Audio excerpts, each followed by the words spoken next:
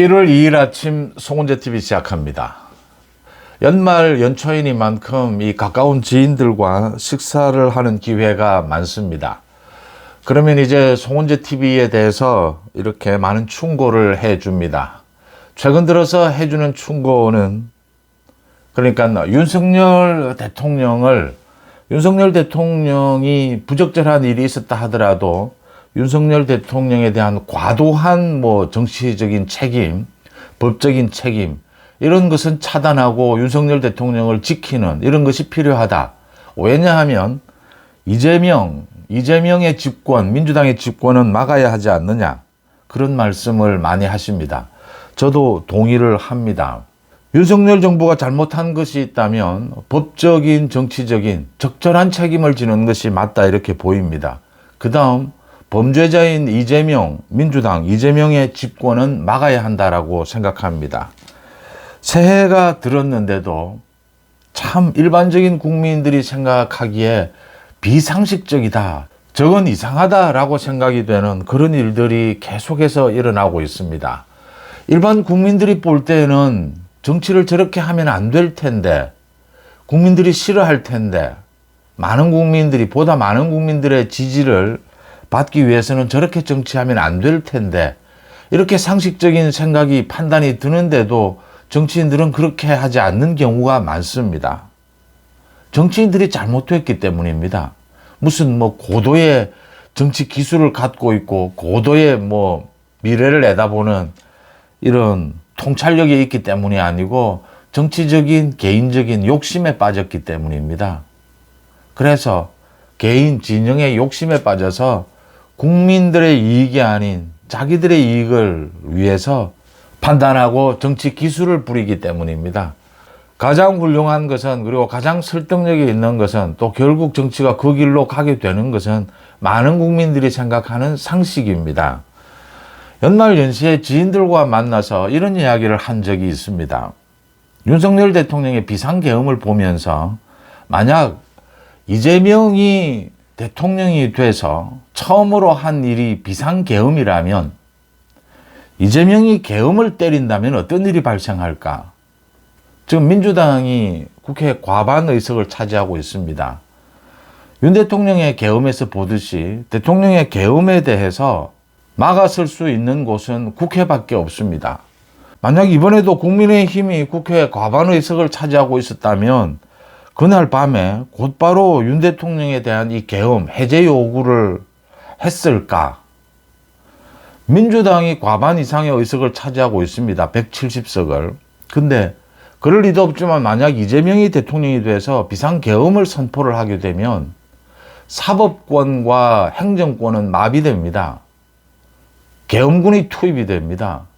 이제 국회 기능만 남아서 이 해제 요구를 할 수가 있는데 민주당이 해제 요구를 하지 않으면 국회 과반이기 때문에 어떤 일이 발생할까?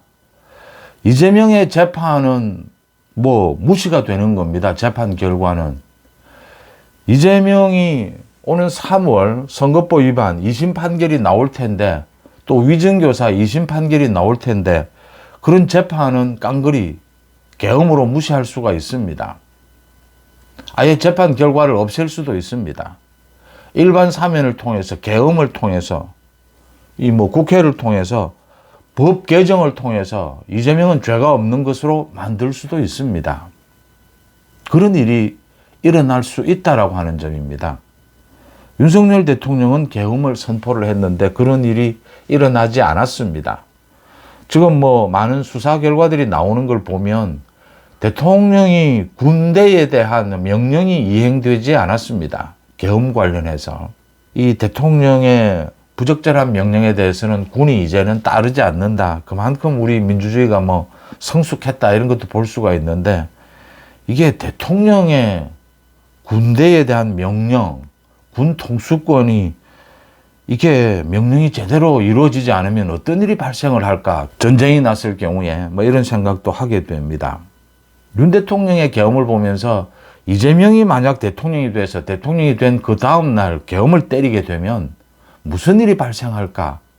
이 섬뜩한 생각을 하게 됩니다. 한성진 부장판사였습니다. 3명의 판사들이 이재명에 대해서 1년 징역, 2년 집행유예, 선거법 위반 그렇게 선고를 했습니다. 1심에서. 그러니까 기다리고 있으면 내년 2, 3월에 그러니까 지금 다음 달입니다. 이제 2, 3월에 이재명의 선거법 위반 2심 선고가 나오게 되는데 1심이 선고가 됐는데 저렇게 세상이 뒤집어졌습니다.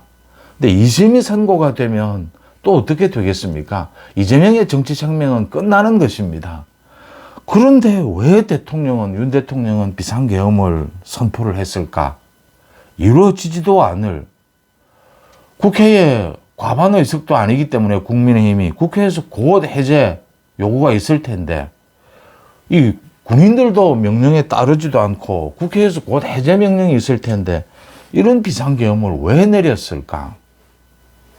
참 비상식적이다라는 생각을 하게 되는 것입니다. 뭐 김건희 특검법이 이야기가 되기도 하고 뭐 여러 가지 개인적인 이야기도 나오고 합니다. 그런데 이 비상계엄이 있고 난 다음에 그 이후의 진행 과정을 보면 이게 이해가 되는 점이 굉장히 많습니다. 뭐 지금도 마찬가지입니다. 지금도 이해를 못할 부분들이 이게 윤 대통령 쪽만 아니고 이재명 또는 뭐 대한민국의 사법 시스템도 마찬가지입니다. 지금 비상계엄이 있고 난 다음에 그 군대의 계엄군의 움직임, 수방사라든지 뭐 다 명령이 어떻게 이행이 됐느냐, 계엄 준비가 어떻게 됐느냐를 보고 있으면 참 비상식적이다. 계엄이 얼마만큼 무시무시한 것이라는 걸 이미 40년 전, 50년 전에 우리는 겪었습니다. 대한민국은. 그리고 그 계엄만은 이제 극복했다라고 믿었는데 지금 또 이렇게 계엄을 걱정해야 되는 이런 상황이 됐습니다. 윤 대통령에 대해서 체포영장이 발부가 됐는데 어제 밤에 그 윤 대통령 관저 앞에 뭐 몇천 명이 이제 모여서 윤석열 대통령을 지키자, 체포영장 집행을 못하도록 몸으로 막자. 그런데 윤 대통령의 메시지가 터져 나왔습니다. 석동현 변호사가 또 인사까지 했습니다. 그 집회장에. 석동현 변호사가 집회장에 나와서 인사도 하고 추운데 고맙다라고도 하고 윤 대통령의 메시지도 공개가 됐습니다. 반국가 세력에 질 수 없다. 끝까지 싸우자. 윤 대통령이 이런 이야기를 했습니다. 석동현 변호사가 이야기를 합니다. 윤 대통령의 이 체포영장 이건 불법이다. 부적절하다. 이게 발부된 것은.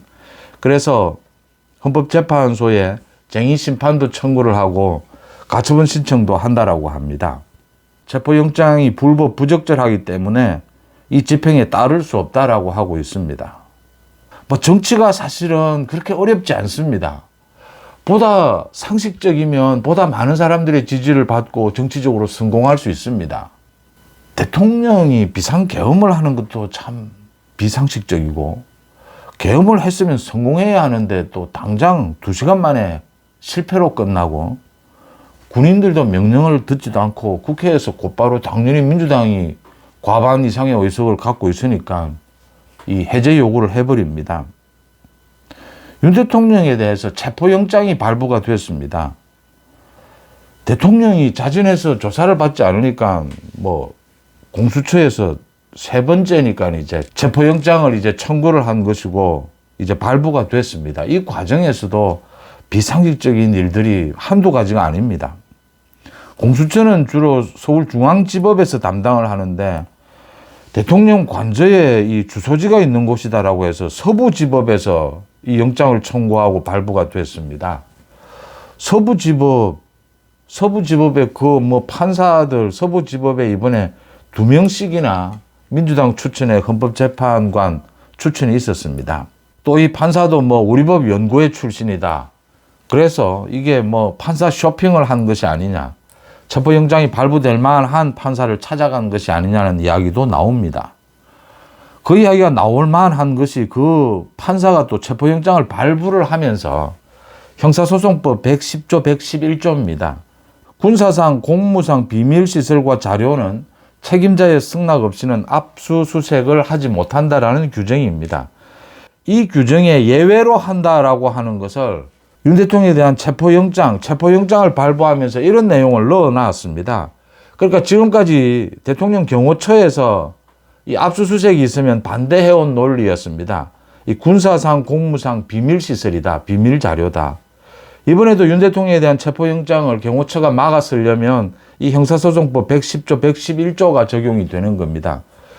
그런데 이번에 이 서부지법의 이 판사가 윤 대통령에 대해서 체포영장을 발부한 이 판사가 그 영장 발부를 하면서 이 내용을 적시를 해 놓았습니다. 형사소송법 적용을 제외한다, 예외로 한다. 판사는 법을 해석하고 법을 적용하는 것이 판사입니다. 이 법 적용을 예외로 한다, 뭐 이 법이 적용될 수 없도록 한다, 이런 것은 헌법재판소에서 할 일입니다. 지금 보고 있는 것이죠. 이 판사가 이렇게까지 적극적으로 나서서 묻지도 않는 내용을, 이게 지금 체포영장 집행이 되지 않을 것까지를 계산을 해서 이 영장에 지금 기재를 해놓았다라고 하는 겁니다. 이 판사가. 미래에 다가올 불법을 지금 예측을 해서 지금 이 판사가 이 체포영장을 발부를 하니까 이제 판사를 쇼핑한 것이 아니냐. 이 서부지법과 공수처가 지금 민주당과 짜고 있는 것이 아니냐라는 말이 나올 수밖에 없는 것입니다. 참 비상식적이죠. 이걸 누가 인정을 하겠습니까? 그런데 그래도 체포영장이 발부됐습니다. 이 체포영장이 불법이다, 부적절하다, 헌법재판소에 제소를 했다면 이제 자진해서 조사는 받는 것입니다. 자신에서 조사를 받으면서 헌법재판소에 제소를 했으니까 헌법재판소에서 결론을 내리지 않겠습니까? 이게 부적절하다, 불법이다, 자신에 대한 체포영장이 그래도 대한민국의 사법 시스템입니다. 악법도 법이라는 말도 있는데 윤석열 대통령은 어쨌든 지금도 대통령 자격을 보유하고 있습니다. 대통령이 국가 정말 통수권자입니다. 뭐 윤 대통령이 고도의 통치행위도 이번에 뭐 이야기도 하고 했는데 어쨌든 대통령제 국가에서 이루어지고 있는 사법 시스템입니다. 거기에 잘못된 것이 있으면 이 헌법재판소에 제소를 하면 됩니다. 그런데 이 조사를 받으러 가지 않는 것은 이건 대통령이 잘못하고 있는 겁니다. 조사를 받지 않아서 지금 체포영장이 발부가 된 겁니다. 체포영장과 구속영장은 다릅니다. 구속영장은 말 그대로 도피의 우려, 뭐 증거인멸의 우려가 있어서 구속영장이 발부가 됩니다. 근데 체포영장은 다릅니다. 자진해서 조사를 받지 않아서 체포영장이 발부가 되는 겁니다. 강제 구인을 하는 것이죠. 윤 대통령이 조사를 받으면서 지금 경호처가 계속해서 이런 뭐 체포영장에서 판사가 이런 형사소송법 110조, 111조 적용 예외로 한다라고 했는데도 경호처에서는 막아서겠다라고 하고 있습니다. 그러면 충돌입니다. 공수처와 경찰력이죠. 이 경호처가 충돌을 합니다. 이 충돌도 막아야 하고 또 윤 대통령이 지금 윤 대통령에 대한 내란 혐의지 않습니까? 윤 대통령이 뭐 내란죄를 저질렀다가 확정이 된 게 아니지 않습니까? 조사를 받아봐야 뭐 내란 혐의가 있는 건지 없는 건지가 결정이 되지 않겠습니까? 아예 조사도 받지 않으면서 체포영장이 잘못됐으니까 헌법재판소에 제소를 한다. 지금 판사가 잘못됐고 공수처가 잘못됐다라는 걸 많은 국민들이 인정합니다. 그럼에도 불구하고 대통령이 당당하게 조사를 받으면서 문제점을 지적을 하면 그게 상식적이지 않습니까? 대통령을 지키겠다. 지금 많은 시민들이 나가서 이 시위를 하고 있고 거기에 대통령이 같이 싸우자라고 지금 이야기할 때는 아니지 않습니까? 반국가 세력이 있다면 대한민국은 대통령에게 어마어마한 검찰과 경찰 권력, 군 통수권을 줬습니다. 외교권을 줬고 대한민국 모든 정부의 인사권을 갖고 있고 예산권을 가지고 있습니다. 그런 대통령이 반국가 세력을 뿌리 뽑지 못한다면 부정선거 의혹이 있습니다. 부정선거를 뿌리 뽑지 못한다면 그건 대한민국의 검찰권과 경찰권이 잘못 운영이 되고 있는 것입니다. 제대로 운영을 해서 사법 시스템에 맞게 얼마든지 처벌할 수 있습니다. 중앙선거관리위원장이 이게 뭐 소위 판사여서 이게 압수수색 영장이 떨어지지 않는다? 대통령이 한 말입니다. 윤석열 대통령이. 검찰이 제대로 된 수사를 검찰이 국정원이 제대로 된 부정선거에 대한 증거를 잡지 못했기 때문이죠. 대통령에 대한 압수수색도 지금 영장이 발부가 됩니다. 무슨 중앙선거관리위원장 한 사람 반대할 수 있단 말입니까? 증거가 명백하면. 윤석열 대통령 때 이 생각이 납니다. 문희조 심판. 문재인에 대한 수사가 왜 제대로 되지 않느냐. 이원석 검찰총장 때문이라고 했습니다. 제가 기가 차서 그때 이런 말씀을 드렸습니다. 이원석 검찰총장이 윤 대통령이 지시를 하는데 문재인을 수사하지 않는다. 윤석열 대통령이 그런 검찰총장을 지켜본다 참고 그게 말이 되느냐라고 제가 했습니다.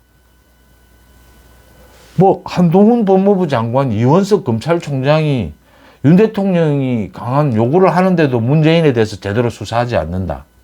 이재명 조건 제대로 뭐 수사, 재판 지혜는 있지만 진행이 됐습니다. 그 말을 믿고 많은 평론가들이 뭐 이원석이 잘못했다, 이원석 한동훈이 뭐 문재인을 제대로 수사하지 않고 있다. 그게 말이 되는 이야기입니까? 대통령의 명령에 어긋나게 검찰총장이 법무부 장관이 지금 뭐 수사 지시를 따르지 않고 있다? 그럼 법무부 장관 검찰총장을 윤석열 대통령이 참고 있다? 전부 거짓말인 겁니다. 뒤집어서 이야기한 것이죠. 윤 대통령이 그렇게 하지 않고 그걸 이제 이원석 한동훈에게 떠넘겼던 겁니다. 그런 주장했던 그 정치평론가들, 그 무슨 유튜브들 많았는데 그 책임 안 집니까? 참 뭐 그건 그거고요. 이렇게 비상식적입니다. 어제 석동현도 그 이야기를 했는데 윤 대통령의 지지율이 30%를 넘고 40%를 넘으면 이 조사 안 받아도 됩니까? 법적 책임 안 져도 됩니까? 대한민국 사법 시스템은 그런 겁니까? 이재명의 지지율이 30% 되니까 이재명은 사법적인 책임 안 져도 됩니까? 아니지 않습니까? 지지율이 100%라도 죄를 지었으면 처벌돼야 되는 것 아닙니까? 이게 무슨 말입니까? 윤 대통령이 뭘 싸우자. 지금 자신이 조사를 받으면 됩니다. 조사를 받아서 아무런 혐의가 없는 것. 그게 당당하고 그게 싸우는 길이죠. 지금 지지하는 국민들이 윤 대통령을 지키자라고 거기 밤에 그 관저 옆에 모여 있으면 대통령이 돌아가시라, 위험할 수도 있다. 이 추운데. 나에 대한 법적인 것은 당당하게 내가 내 발로 가서 조사를 받아서 혐의를 벗겠다. 대통령이 이렇게 하는 게 맞지 않습니까? 지지자에게. 지지율이 30% 넘고 40% 넘으면 법적 책임이 없어지는 겁니까? 뭐 그런 겁니까? 우리 대한민국의 사법 시스템이.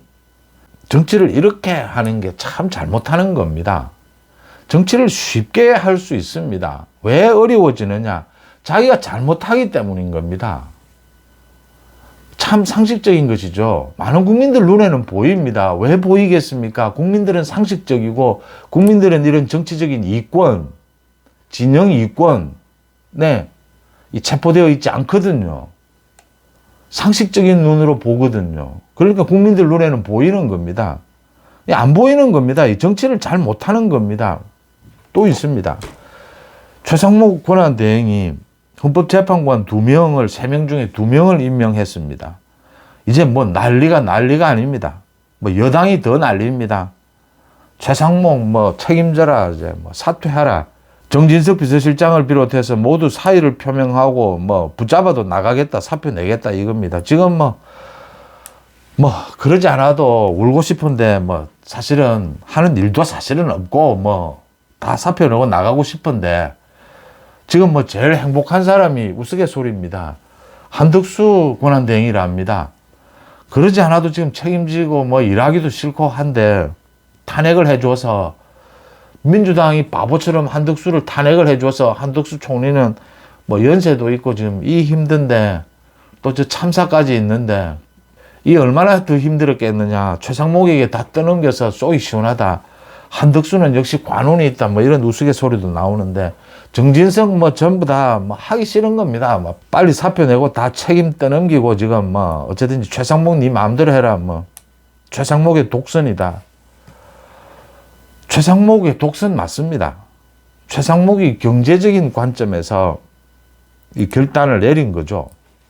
야당도 난립니다. 뭐 2명은 뭐냐, 뭐 3명, 1명도 안 하는 것 지금 우원식 국회의장이 또 헌법재판소에 쟁의심판 청구 가처분 신청한다라고 합니다. 이 결국 3명 다 임명해야 됩니다. 헌법재판소에서 계속 밝히고 있고 헌법재판소에서 이거 안 하면 곧 임명하라라고 결정을 내려버릴 겁니다. 판결을. 지금 뭐 계속 하지 않습니까? 정치권에서. 이 제소를 하지 않습니까? 시간의 문제였습니다. 이게 31일 그렇게 할 게 맞느냐, 아니면 며칠이라도 더 기다려 볼 수 있지 않았느냐, 뭐 이 이야기입니다. 결국은 헌법재판소에서 결정해서 헌법재판관 3명 다 임명해야 합니다. 이제 최상목 권한대행은 지금 환율이 달러당 1,500원을 넘나들고 있고, 이 뭐 증시 충격이 이만저만이 아니다. 경제 전문가의 눈에 이제 이 안타까움이 보이는 겁니다. 그래서 자기가 다 책임지고 덮어 쓰겠다. 이 부분에 대해서 이 말씀을 드립니다. 이게 재량권으로 봐야 합니다. 이거 이래도 욕 듣고 저렇게 해도 욕 듣습니다. 그런데 일주일이나 2주일 뒤에 있으면 결국은 헌법재판관 임명을 해야 합니다. 저 지금 6명이 회의 열고 있으면서 선고까지 하겠다 결정도 안 내립니다. 그냥 임명해 달라라고 기다리고 있습니다. 심리는 계속 하겠다라고 하면서. 6명이면 이쪽에 유리하다, 뭐 아니다, 뭐 9명이 되면 민주당에 유리하다. 뭐 그 꼭 예측도 안 됩니다. 사실 솔직히. 판사가, 재판관이 어떤 결론이 나올지는 그 판사도 모릅니다. 증거가 들어오고 증언들이 있고 그걸 다 해봐야 판결이 나오는 거죠. 지금 누가 이걸 예측할 수 있겠습니까? 6명이면 뭐 탄핵이 기각이 되고 9명이면 탄핵이 뭐 인용된다. 누가 이렇게 장담할 수 있습니까? 제가 보기에 가능성 가장 높은 것은 뭐 6명이든 8명이든 9명이든 전부 합의할 겁니다, 아마. 이제 이런 이야기들입니다. 이걸 지금 경제를 위해서 결단을 내렸다라고 하는 최상목을 이렇게 여야가 대통령실이 나서서 이 집어 물어 뜯으면 최상목 뭐 사퇴하고 싶을 겁니다. 이제 자기는 이 결정해서 경제를 그래도 어느 정도 좀 안정을 시켰다. 이제 그만두고 싶을 겁니다. 그러면 그만두면 이제 또 사회부 총리 이주호 이제 교육부 장관으로 넘어가게 되는 겁니다. 그게 상식적인 것이겠습니까? 최상목이 결단을 내렸으면 저는 한 일주일 정도 지금 그 참사도 있고 해서 한 일주일 정도는 더 버텨도 기다려도 지금 시간 싸움의 문제거든요. 지금 대통령실이 뭐 이렇게 하는 것도 이 최상목에게 다 덮어 씌우려고 하는 겁니다. 책임을. 이 어차피 누군가는 임명을 해야 되는 겁니다. 안 하고 있으면 헌법재판소에서 결정 내립니다. 해라고.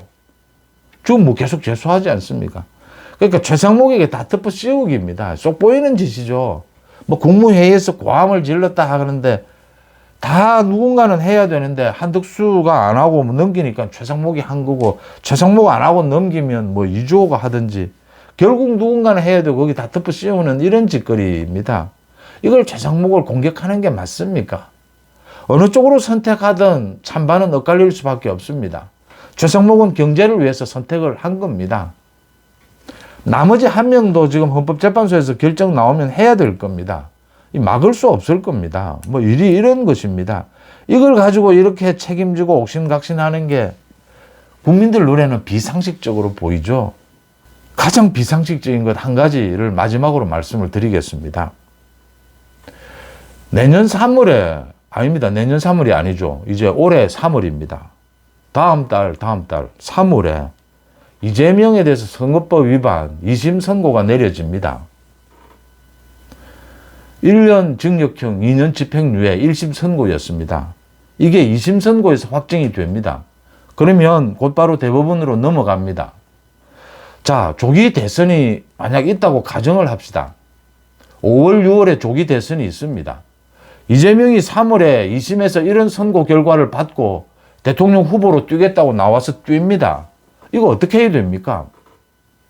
대법원이 최종심으로 이제 100만 원 이상의 벌금형이면 선거법 위반, 이재명은 대통령 선거에 출마하지 못합니다.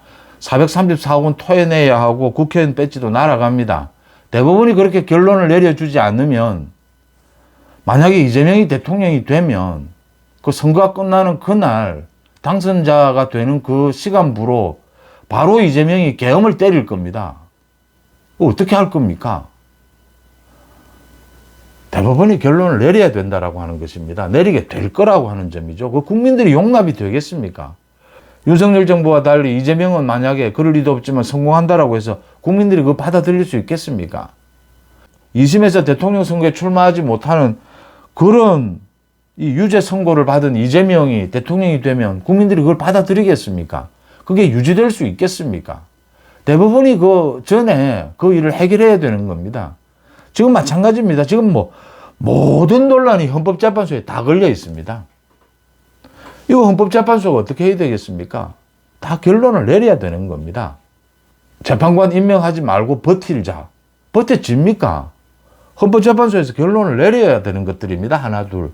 마찬가지입니다. 대법원도 결론을 내리게 될 겁니다. 이재명이 2심에서 유죄 선고를 받은 이재명이 조기 대선에 있다 하더라도 대통령 선거에 나와서 후보로 설치는 것 대법원에서 보지 않을 겁니다. 국민들이 용서하지 않기 때문입니다. 그런 이재명이 대통령이 되면 그날부로 바로 계엄 선포할 겁니다. 그걸 국민들이 지켜보겠습니까? 계엄군이 따르겠습니까? 국회는 민주당이 장악하고 있으니까 따른다 하더라도 대한민국의 국군이, 대한민국의 국민들이 그 이재명이 때리는 그 계엄에 따르겠습니까? 이재명 대통령을 인정하겠습니까? 당장 끌어내려야 하지 않겠습니까? 그 전에 대법원이 판결을 내린다라고 하는 점입니다. 이 점에서, 이런 상식적인 점에서 의심을 가질 필요가 없습니다. 왜 자꾸 비상식적이 됩니까? 왜 자꾸 정치가 어려워지고 비상식적이 되고 이상한 결정들을 내리게 됩니까? 자꾸 뭔가 두렵고 믿지 못하겠고 자신도 불안하고 그래서 자꾸 이상해지는 겁니다. 당당해지면 됩니다. 자신감을 갖고 이재명은 제압할 수 있습니다. 대한민국은 잘 정돈된 법치, 사법 시스템을 가지고 있습니다. 대한민국 국민들은 상식적입니다. 국민들을 믿으면 하나둘 상식적인 것으로 풀어갈 수 있습니다. 자신감을 가져야 합니다. 그래야 이상한 판단, 이상한 결정들이 나오지 않습니다. 송은재 TV 마칩니다. 고맙습니다.